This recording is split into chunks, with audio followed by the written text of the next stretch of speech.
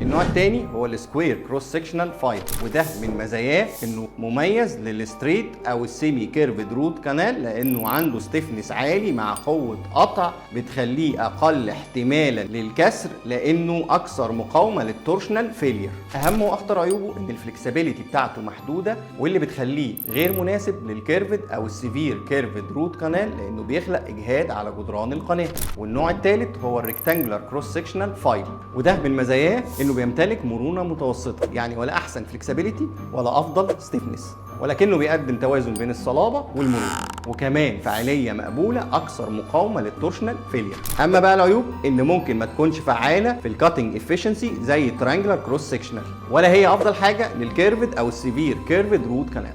ورابع واخر نوع هو الاس شيب كروس سكشنال، وده من مزاياه ان مرونته محسنه بتمكنه